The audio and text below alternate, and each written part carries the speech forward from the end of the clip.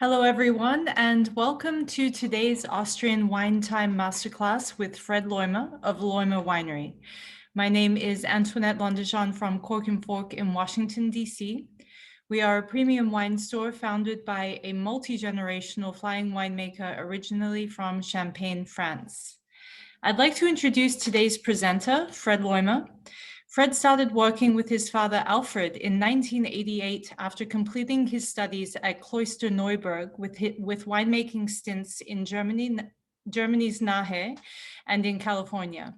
Fred took full control of his family's estate in 1997 and purchased the cellar of the Haindorf Castle on the outskirts of Langenlois. He then constructed a hyper-modern black cube on top of the old cellar, symbolizing his aesthetic for modern elegance.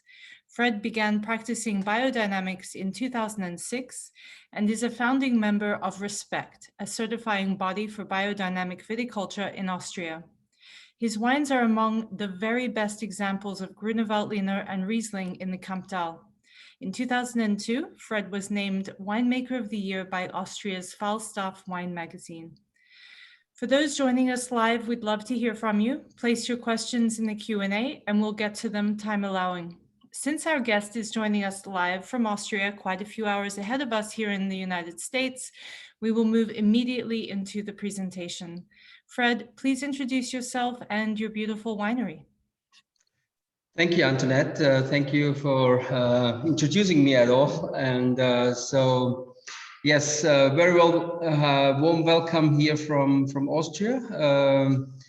We are at the beginning of the season, so waiting for bud break. It's a regular season this year because it was a very cold April. So looking forward that we don't see problems this year on late frost, which is one of the issues here in the Camp Valley.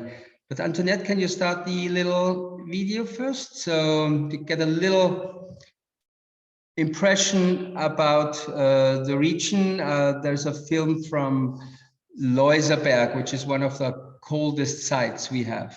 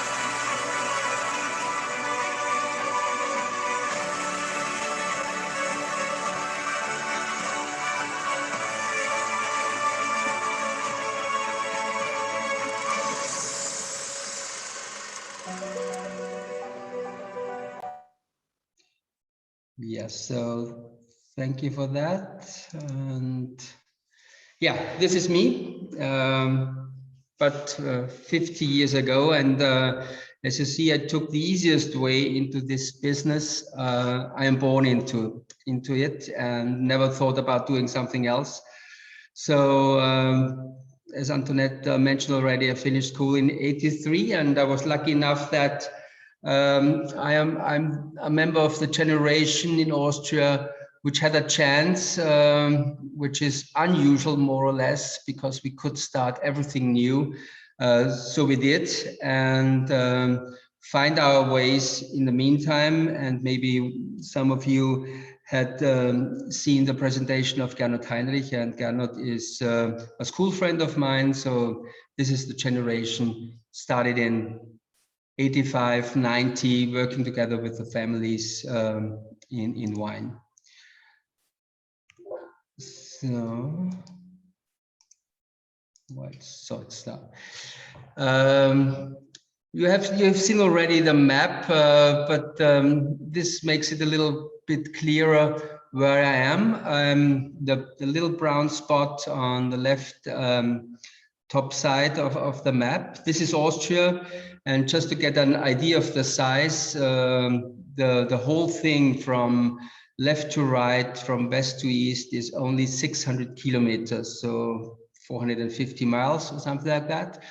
So you can reach everything in Austria within a day of driving, and the wine growing is more or less everything in the east. Today you find also some vineyards in the other parts, but the main part of wine growing is in the east. Everything around Vienna in a way. So this blue spot, Vienna, is only an hour from my place by car, and we are very close the Danube. That's my place. I'm sitting behind this black building.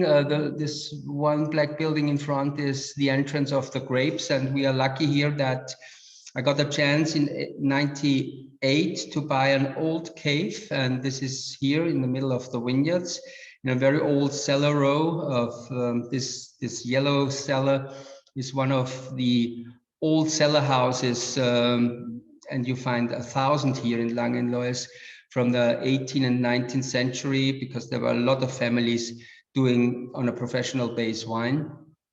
And there was also one here, but we changed the building on top. The cave is the original one, but on top we built a few new buildings in the middle of the vineyards. This is the room where I'm sitting. You see behind me maybe the soil profiles, and there's a little on the right wall, there are these soil profiles there I'm sitting. And on these profiles, you see that it's quite a diverse situation here, not only on the soils, also on microclimates, because we are, as you have seen on the map, on the west-north border of wine growing in Austria. And only 15 minutes or 20 minutes from here is one of the coldest spots of Austria. It's a town in a forest district, always on record when it comes to the coldest temperatures. And this is influencing us very much. That's why I said a later year this year, so we are safer when it comes to the late frost situation, as we had in the last years, always sometimes close and sometimes a little bit too much, and then we are losing a few buds and sometimes more. This is when I look out of my window here. This is the situation I can see. These slopes are belonging to one of the most important and maybe the most known site in Austria. This is the Zöbing-Heiligenstein. Zöbing is this little village on the Kamp River. So you see the Kamp River is a smaller river, much smaller as the Danube.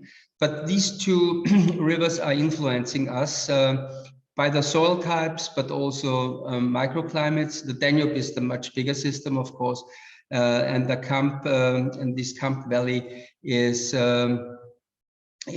influencing because of cold air from the north and the west. And here almost all vineyards are on these terraces. So everything here is terraced.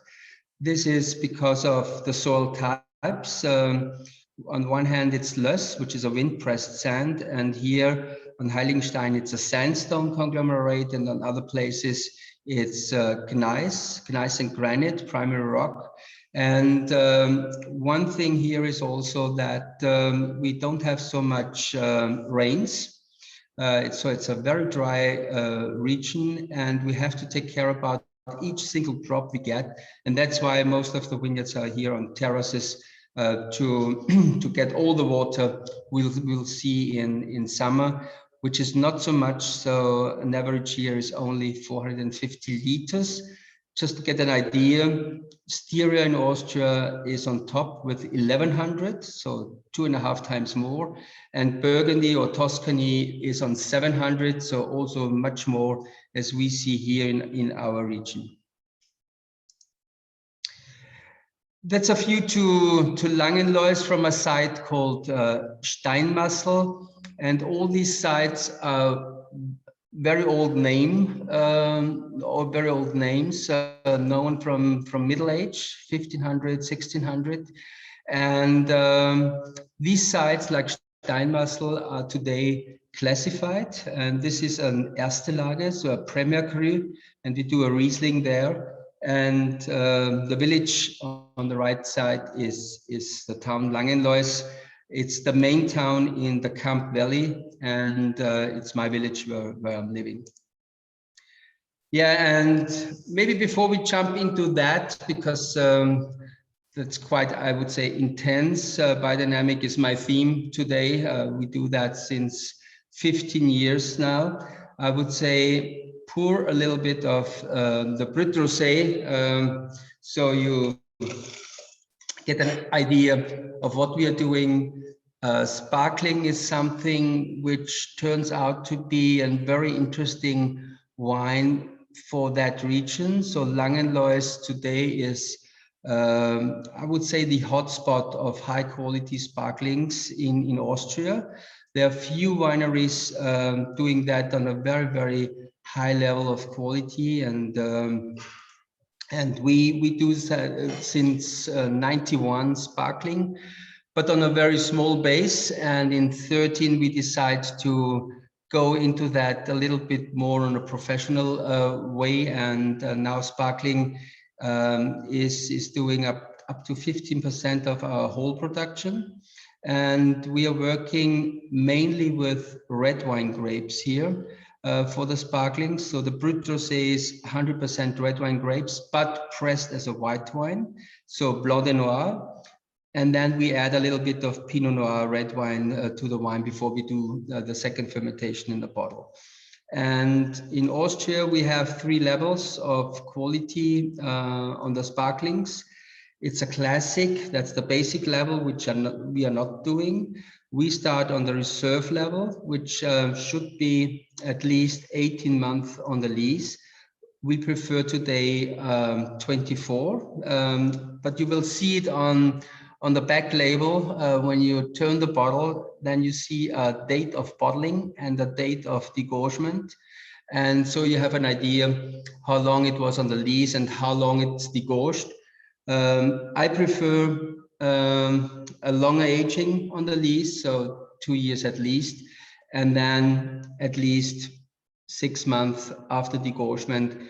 Then I think our sparklings are in a very good balance and ready to drink.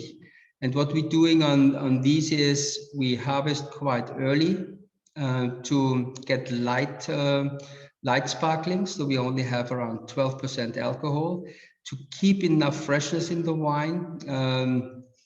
I like that very much because sparkling is something of freshness, and because of the time the wine gets in the bottle and before on the lees, it gets enough complexity and deepness, and good fruit expression, especially by the rosé, I would say. So, but let's go into biodynamic.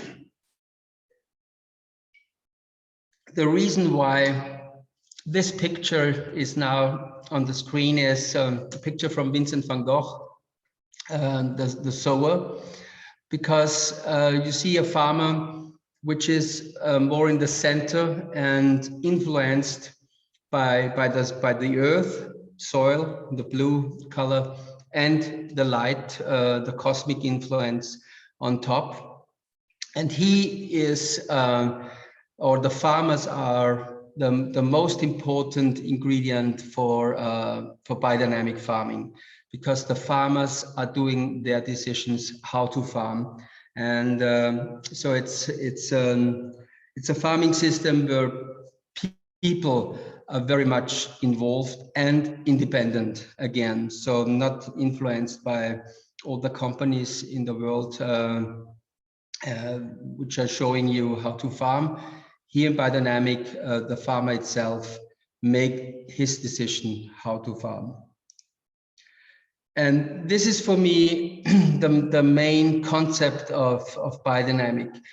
I'm sure you heard about the preparates and the cosmic influence and the moon and the moon circles and all that, and the preparates and the steering and all that, because this is the part people get in touch and know. But the biggest difference between conventional farming and organic farming to biodynamic farming is this, the farm individuality. That means we try to farm without buying products and things you need for producing something from the outside. So that's the idea, to use all your resources you can find on your farm. That's the idea. And there are a few things like the fertilizers or the yeast in the cellar, which are very, very important when you talk about and wine, talking from the place the wine is coming from, so an appellation wine.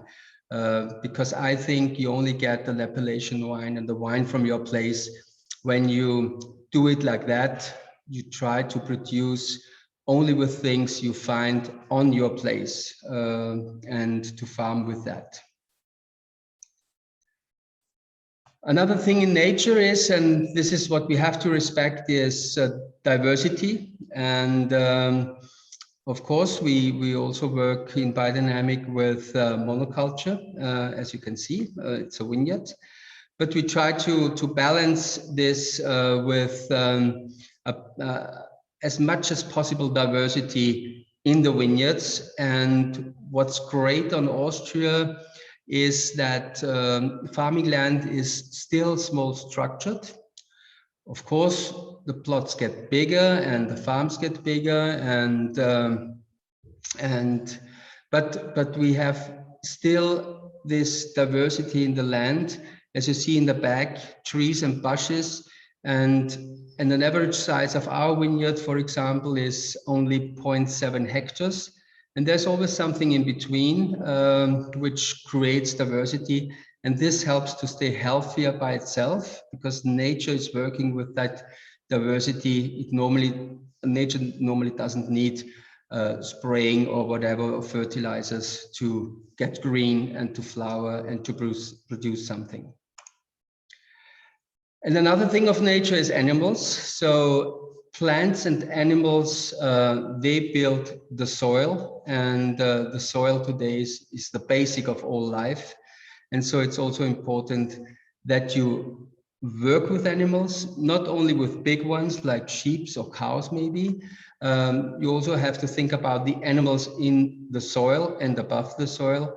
And you have to create a situation where all these insect and microorganisms and bacteria and worms and whatever can live and help you to get a healthy environment. This is you have to know it's more a symbol. This picture, we are not plowing everything by horses. We do one vineyard. But for me, it's an important symbol because it's the respect for the soil. The soil is the mother of all life. And when you don't treat the soil well, so when you use herbicides, when you put in the fertilizers, the artificial fertilizers and all that, then you start ruining this very complex system. And to have a healthy soil is important to have healthy plants on top. Just an impression from compost, black and worms in. And this is how we do composting. We work with only organic material we find on our place. We buy a little bit of dung because we only have 20 sheep, and this is far too less to make really enough compost. But today we make compost in a very high quality, and then we do compost tea out of it, because that's the easier way to get humidification in the soil. So we spray bacteria from our compost on the soil and work there with the organic material we have in the vineyards. And then, of course, the preparates. When we talk about biodynamic, we have, of course, to talk about the preparates. This is 500, so it's cow dung buried in soil in cow horns. And the idea of all these preparates is balancing the growth. And it's not so easy to measure, of course. Are they working? Are they not working? But in the meantime, there are a lot of trials to find out, is there an influence of the preparates? And there is an influence which you can see. It's the growth itself. They are growing different, even different to organic farmed vineyards. And you see it on the color, and you see it on the physiological ripeness of the berries and the grapes, which is different to organic farmed vineyards, and of course even more to conventional farmed vineyards. This is why it's called biodynamic, because it's the dynamization of the preparates, so steering in a steering pot, because the information which is in the preparate has to get into water to get sprayed on the soil or in the leaves. And what's also happening during this process is you get also in the emotions of the farmers, and that's also quite an important part. That's why we steer by hand, and that's why I steer by hand. I try to steer almost everything by myself, because that's the way to get my emotion on the field. And I think it's important. And even when it's not working, this is an hour. It's an hour where I really be concentrated and think about my soil and my vineyards. And I think even because of that, you have a different quality at the end. What's also critical in the vineyard is handwork. We have to be quick in the vineyards, so time is a critical factor in the vineyards. We have to be quick in all our canopy management, because we have to lighten up the canopy so it can dry very quick when it rains. This is the best helping part for staying healthy. So after bud break, in a week from now, maybe in 2 weeks, we will start with that, and we have to get everything done within 3-4 weeks latest, because shoots can grow quite fast, and then this work get more and more difficult. And then the end of a season, it's also the hand harvest, which is for me important, because I want to have healthy, ripe and clean grapes, no botrytis at all for my wines. And that's why we harvest everything by hand, and we transport everything in small baskets, not only for sparkling. We transport all our fruit in these 20-kilo baskets. This is Riesling, by the way. And for sect, which we have in the glass now, it's a very important thing, because we harvest quite early the grapes for sect, and so they are not fully ripe, and that's why they are very sensitive to oxidation, and that's why they should get undamaged to the press. Yeah, and this is Grüner Veltliner, which we will try afterwards. And now we go into the cellar, but maybe we take the extra brut as next wine. Or if there are any questions, you can stop me and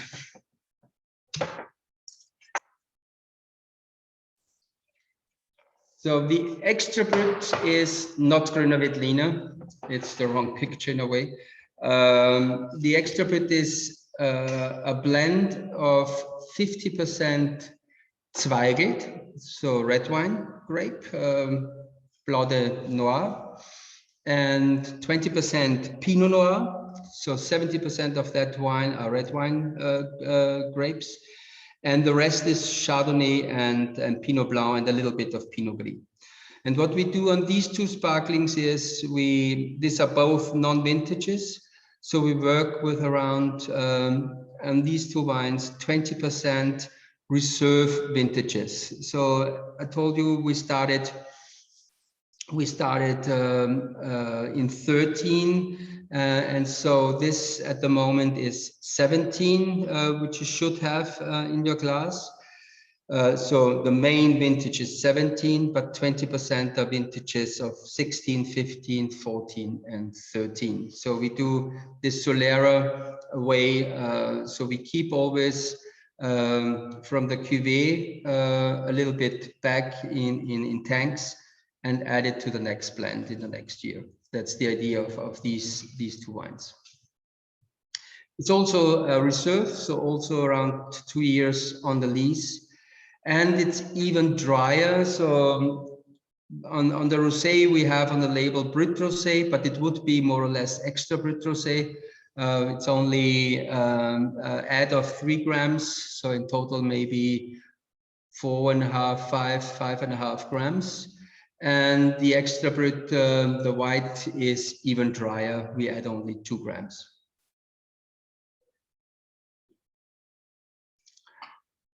Yeah, so cellar in biodynamic and the way we are working, same idea as outside in the vineyards, no ads. So it's low intervention winemaking. The only thing we need today is sulfur, because we are not working sulfur free. We have trials, but I feel more comfortable to add a little bit of sulfur.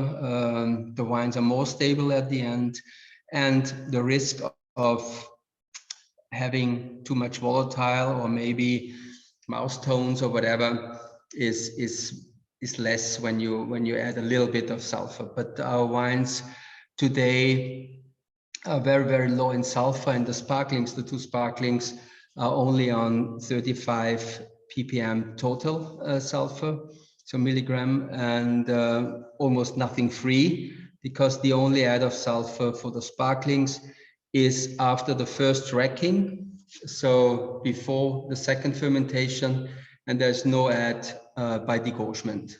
So it's quite sulfur-free when it comes to the free SO2. So sorting is normally in the vineyards, but we do also a little bit of Pinot Noir red wine, and we do some, we will have it at the end, natural wines, where it's very critical to have only really good berries for fermentation, and that's why we are sorting also after the destemmer or before destemmer to have a last overview over the berries and grapes. So we don't have any rotten fruit into there. Then we work with different materials, main material of course, and especially for the wines, except the last one we will have today is a stainless steel, but we also work with wooden cask. It's a mixture of some of these casks are acacia, which is the old wood here in the region. So 100 years ago, this was the main wood here, acacia, because it's growing here. But it's also growing, you can also find oak trees here, and that's why oak and acacia are the two woods which are used here in the region. But we also, and the last one will be out of this clay, buried in soil as the Georgian way kveveris, where we do some of our naturals into their very interesting way of winemaking. I wanted to try it. It's not really the tradition, I would say, here in the region, but it's an interesting way of making wine.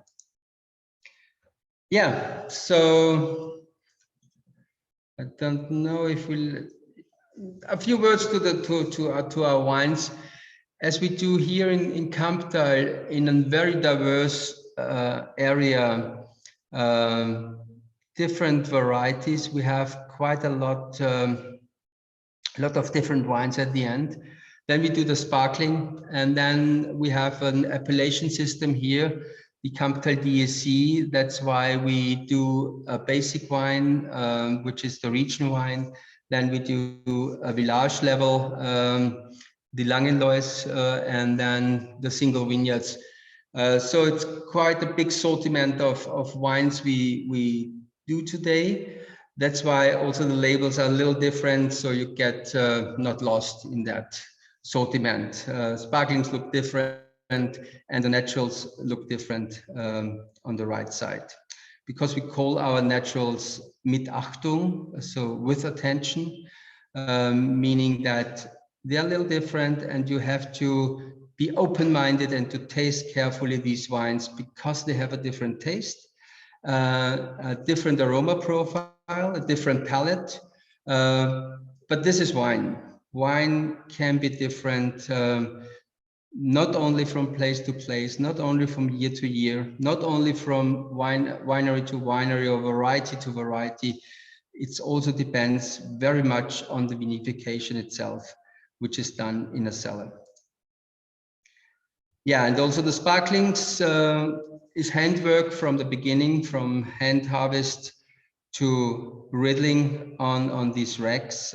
So we have a very close contact to each single bottle of the sparklings. These two you had, and on sparklings we do also große Reserve. Große Reserve means in Austria at least 30 months on the lees in the bottle. We do Blanc de Blanc from Langenlois, the village where the grapes come from, as a brut nature, so zero dosage. And this is mainly Chardonnay and Pinot Blanc and a little bit of Pinot Gris in the 14. And the 16 we degorged last week will be mainly Chardonnay and a little bit of Pinot Blanc. And there will come also a Blanc de Noir in the future from our second place where we have some few vineyards. This is south of Vienna, Gumpolskirchen, one of the most famous places in the 19th century of Austria. And this is something brand new, which is coming in September, Blanc de Noir from this place. Yeah, this is my family at the very end of this little presentation. And yes, I would say I switch off the presentation so we can see each other and do the rest of the wines. Or are there questions in the meantime? No questions so far. We do have one question that came in before the event. So what are the challenges in biodynamic viticulture, and how do biodynamic farms work with potential runoff from neighbors not sharing the biodynamic and organic farming practices? Yeah, so maybe we start at the end. The great thing here is Austria, in the meantime, is number one when it comes to organic or biodynamic farming in the world, so in percent. So 25% of all farming land today is organic certified in Austria. And in viticulture, it's lesser, but it's also 15% in the meantime, which is absolutely number one in the world. And we have more and more vineyards where we don't have conventional farmed vineyards as neighbors. But of course, We have vineyards where we have conventional farmed vineyards as neighbors. And this is on one hand a problem, but not that as you might think, because the biggest problem are the sprayings, so the fungicides and all that. There are no insecticides here in the region because we all work here with pheromones. So 100% of the vineyards using this system. So nobody is using insecticides here. And the herbicides are not a problem because they are very on one place. So they're not influencing you, except when you look to these vineyards, because they look poor, and it's really sad that people are doing that, but it happens. The only thing which is left are the fungicides, and this problem is much bigger as only a problem of neighbors, because these products are flying over kilometers, and what you see today is they did research in the Alps on 3,000 meters. And they took insects with bigger insects to get something to measure, and they find all used fungicides in farming on 3,000 meters. So this is everywhere today. It's sad, but it is like it is. Of course, you have a little bit more when a neighbor is spraying by wind, which is forbidden, but it happens.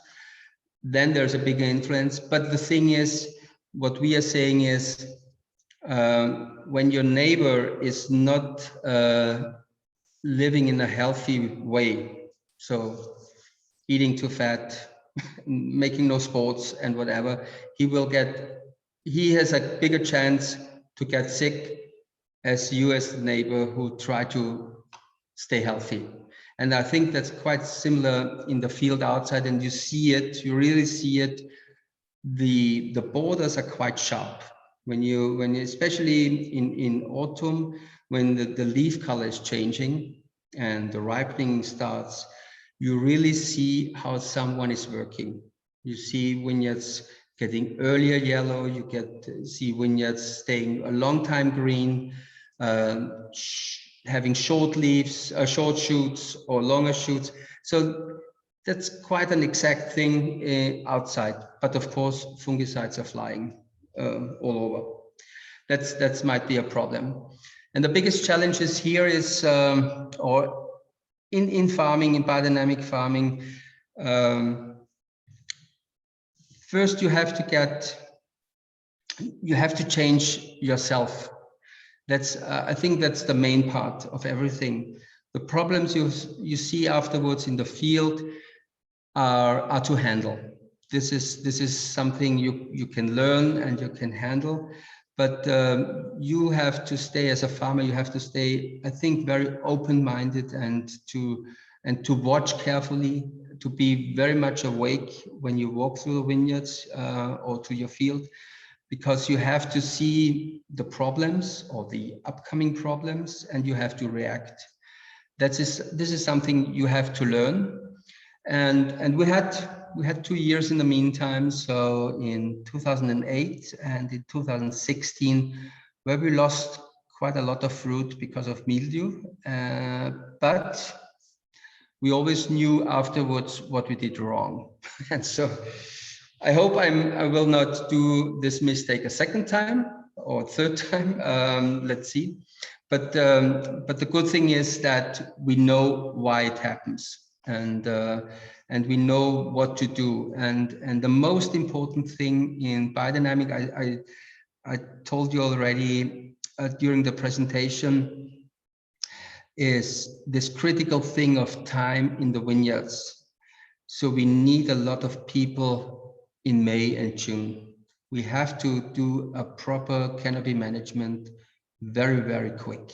That's one of the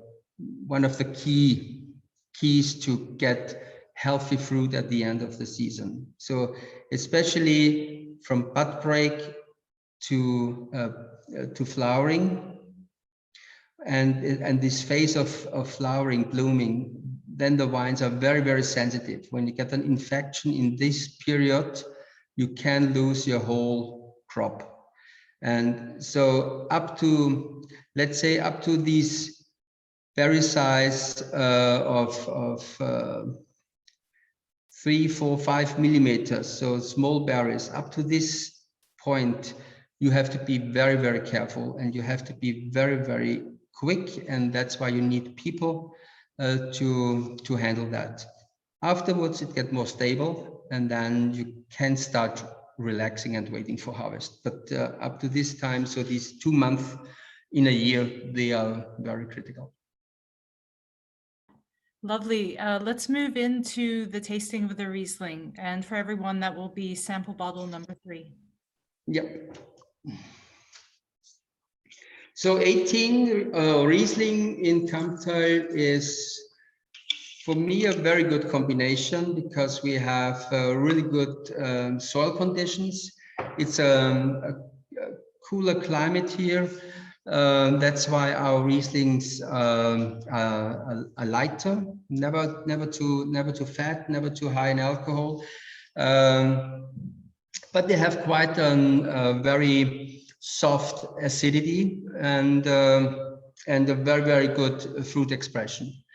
The soil types here, primary rock and the sandstone on the Heiligenstein, they're quite perfect for Riesling, because Riesling need well-drained soil at the end to get no botrytis, because when you have a fat soil, there's a big risk of botrytis at the end of the season. 18 as a vintage is warm. It was a warm vintage, but it was not a hot vintage. So there's a slightly difference in the character of the wines to other hot vintages, like 17, for example, or even more 11 and 12, where we had very high temperatures at the end of the season. So mid-August, end of August, when the fruit was ripe, and then there was another few days really high temperatures. And this we didn't have in 18. That's why the 18 have a very soft acidity. You see, it's a ripe year, of course, it's a warm year, but it has enough freshness and a very good fruit expression because it was not too hot. That's the great thing on the 18 vintage. And it's developed now, so I would say ready to drink.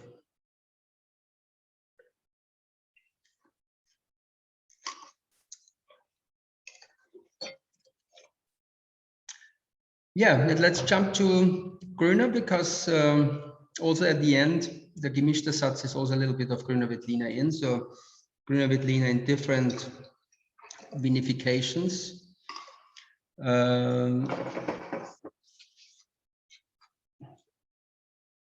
First is the 19, I guess. Yeah, 19 Kamptal. So it's the regional wine. Maybe it's not absolutely the same level, but it should be this one. Lois. It says Lois, which is the nickname of the town, Langenlois. So it's Langen means long, and Lois is a name. And it's also the name of my older son. So my older son is named Lois Loimer.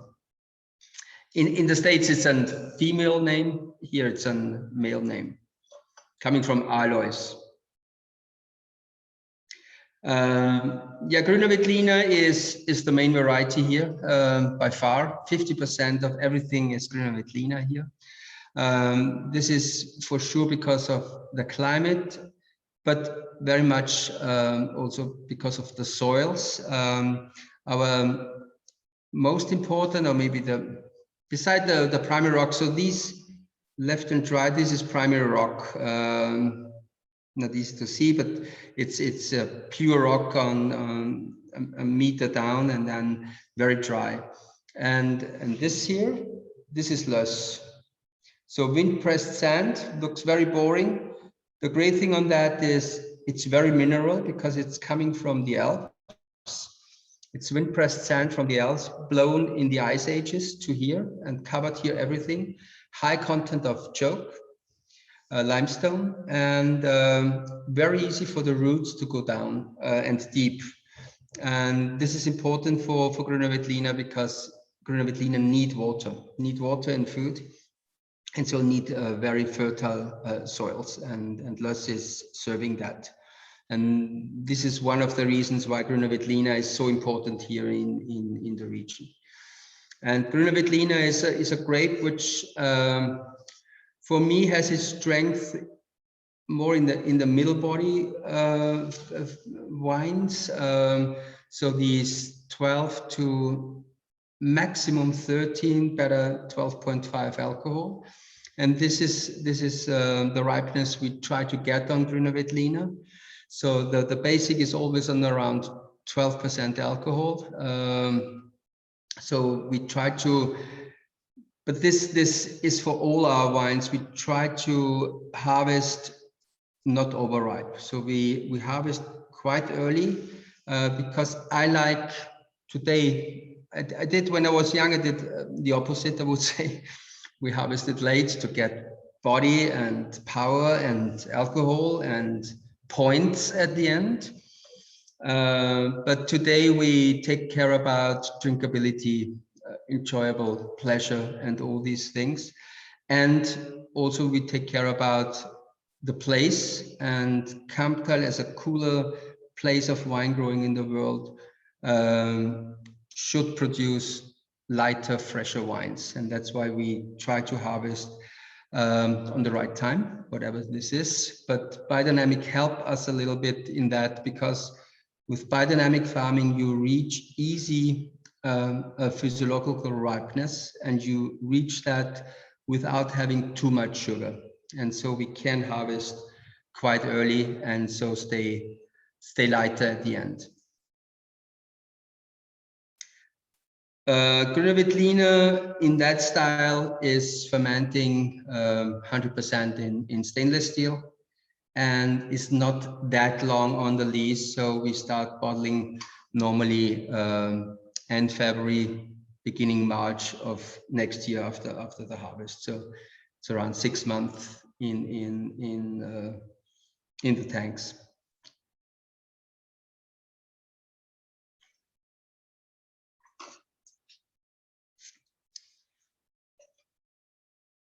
Yeah, and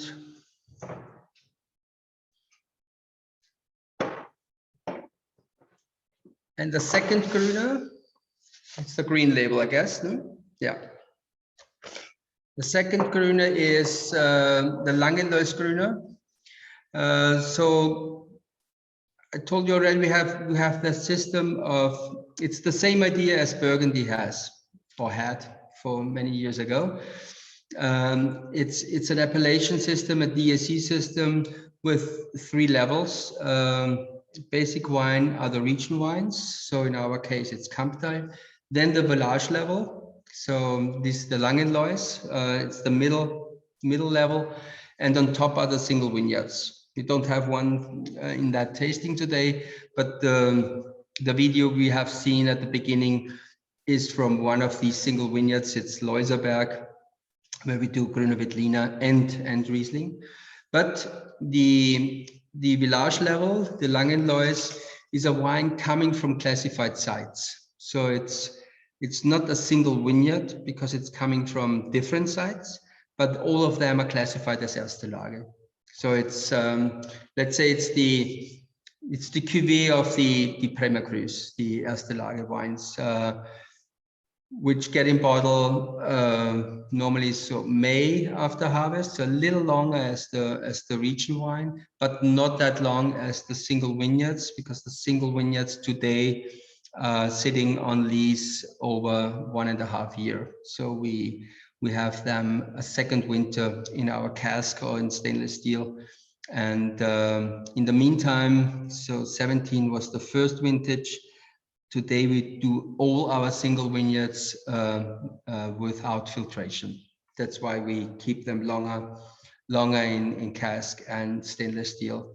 So we have natural settlement and then can bottle without filtration. They are absolutely clean, look like filtered, almost filtered, but they are not filtered because of that long period in cask.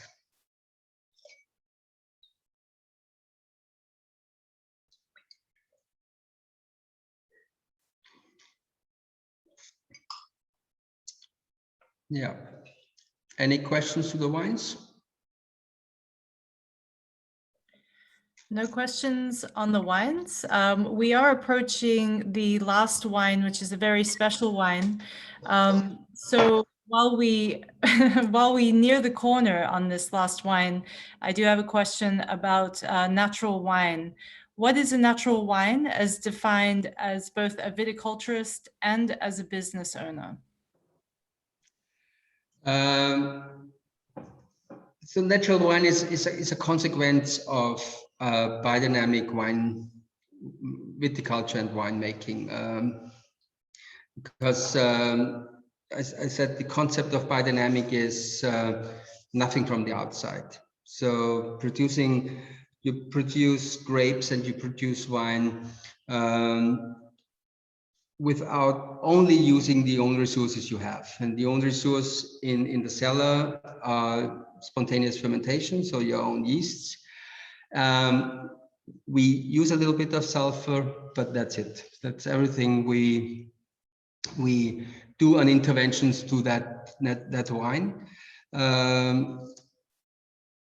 The idea is to get even more the place and maybe also, you know, the people, but there's a difference for me between an appellation wine and a natural wine. An appellation wine has always something to do with a group, so the village, for example. So my colleagues and me, we're sitting on a table tasting and have an idea of an appellation wine, and that's a consensus of all together. A natural wine is only something you can do alone. You don't need your colleagues for that. This is your wine. And as there is nothing in Austrian law what the natural wine really is, we have today the term natural wine in the law. It's in between the Landwein. So it's not allowed to use village names and to use single vineyard names. You only can say Austrian Landwein on natural wines because they are out of that appellation, of the appellation style. The only guideline we have are the Respekt guidelines. So Respekt is the group, it's a certifying body for biodynamic here in Austria and Germany and North Italy. And we have in our guidelines, you can find them on the website, also rules for natural wine. And it says maximum is 50 milligram of SO2, no finings, no filtrations. So only SO2 is allowed. That's the only thing what's allowed for natural wines. Here for this wine, so we do different natural wines. We do also a wine which is a blend of skin fermented, but also not only skin contact and also whole cluster pressing, but also low sulfur and no finings, no filtrations. This wine we have in the glass now is a classic orange wine. So it's a white wine, full fermented on the skins. So more or less made like red wine. It's absolutely the same. And we do it in the very same way. And then we try to keep the sulfur level even lower.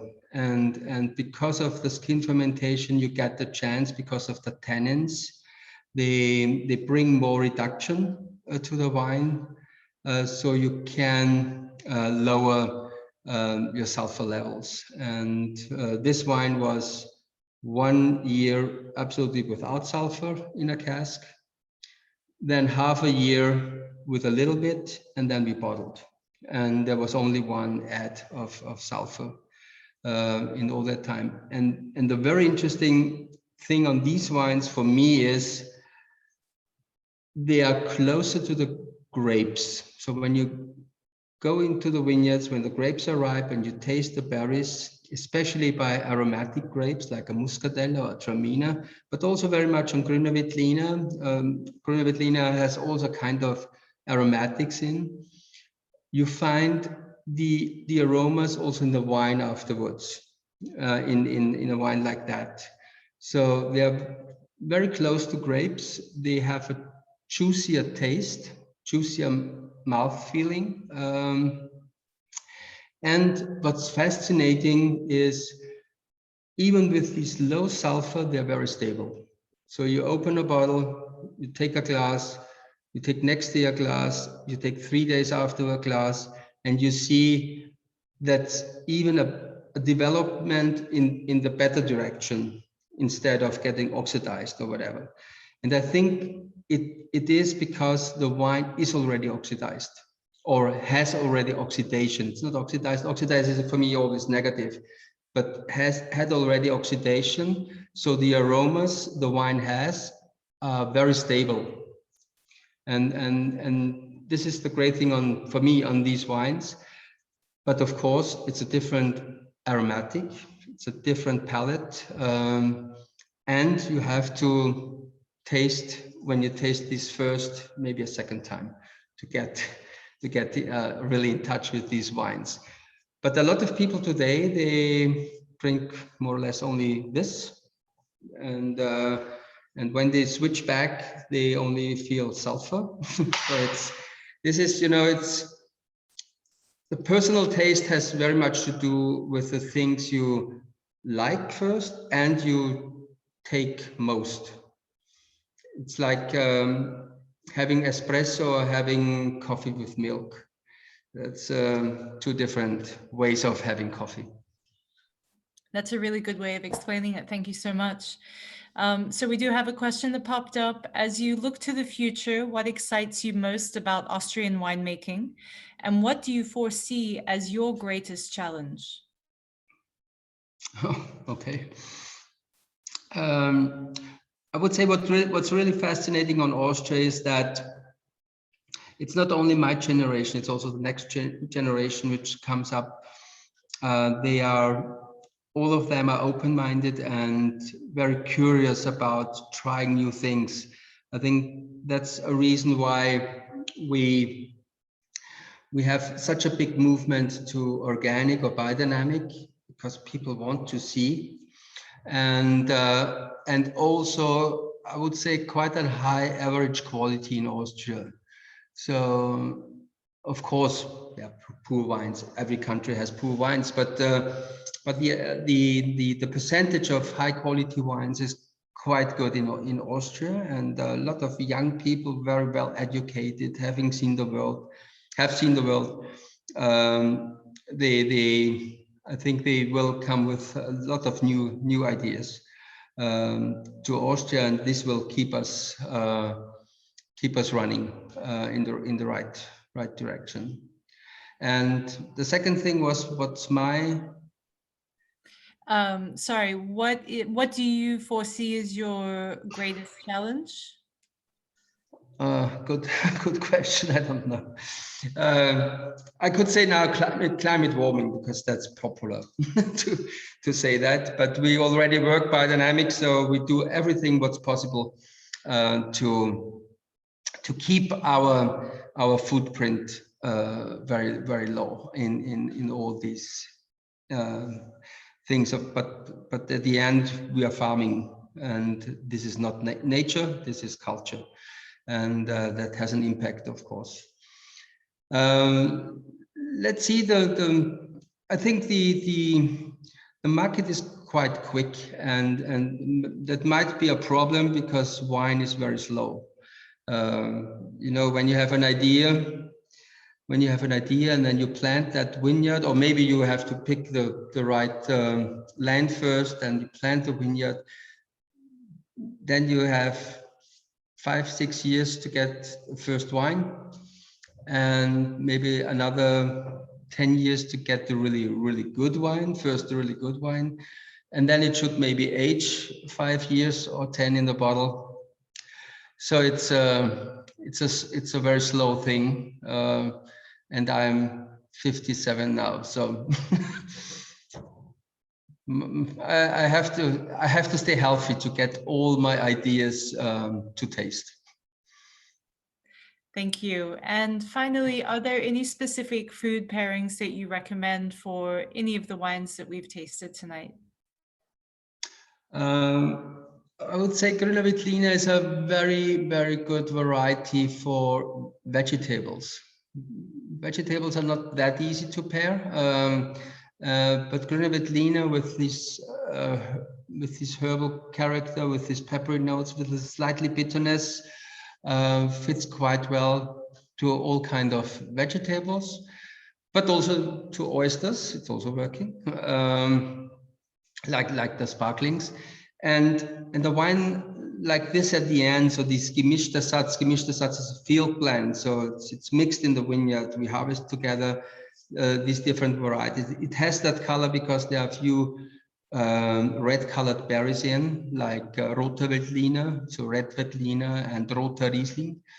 And I would say a wine like that is, you can use that as a Pinot Noir. So also with meat, maybe not too dark, maybe not too heavy, but it's also work with that. So I would say these wines are quite flexible, maybe a little bit more on the lighter food side. Excellent. Thank you so much. That was an amazing presentation. Any final thoughts before we say goodnight? Fred, any final thoughts before we say goodnight? I would say thank you for, I can't say being awake so long, because that's my part.